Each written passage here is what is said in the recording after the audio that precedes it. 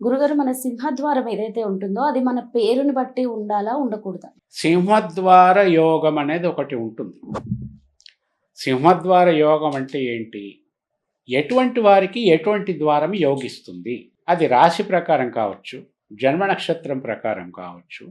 ఇట్లా ఫలానా వాళ్ళకి ఫలానా సింహద్వారం యోగిస్తుందని ఆల్రెడీ మనకి వాస్తుశాస్త్రంలో చెప్పబడి ఉంది. ఇప్పుడు ఇదివరకంటే వాళ్ళు జాతకం చూసి నక్షత్రం ప్రకారము మొదటి అక్షరం వచ్చేలాగున వాళ్ళు పేర్లు పెట్టుకునేవాళ్ళు. వాళ్ళ పేరు చెప్తే చాలు, వాడు ఏ రాశి, వాడిది ఏ నక్షత్రము, వాడి జాతకం ఏంటి, ఇప్పుడు ఏ దశ నడుస్తుంది, ఇవన్నీ తెలిసిపోయేవి.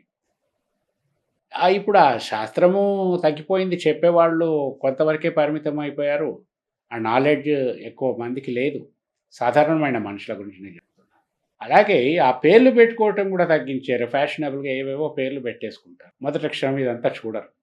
అయితే ఒక ఏజ్ తర్వాత ఏమవుతుందంటే, అంటే జన్మ నక్షత్ర రీత్యా వీళ్ళకి పేర్లు పెట్టనప్పుడు, ఏ పేరుతోనైతే వీళ్ళు వ్యవహరింపబడతారో ఆ పేరుతోనే వీళ్ళకి సంబంధించినట్టు విషయాలన్నీ కూడా పెట్టుకుంటారు ఇంకా. అంటే గృహప్రవేశానికి లగ్నం కానివ్వండి, శంకుస్థాపన లగ్నాలు కానివ్వండి, ముహూర్తాలు కానివ్వండి, ఇవన్నీ కూడా వ్యవహార నామంతో పెట్టుకుంటారు. అలాగే వాస్తులో కూడా ఈ సింహద్వార నిర్ణయం అన్నది వ్యవహార నామంతో వస్తుంది. ఫలానా వ్యవహార నామం ఉంది, ఆయన మొదటి అక్షరం ఇది, దీని ప్రకారము ఈ సింహద్వారం యోగిస్తుంది అని చెప్పటం. దీన్నే వ్యవహారనామ సింహద్వార యోగం అంటాం.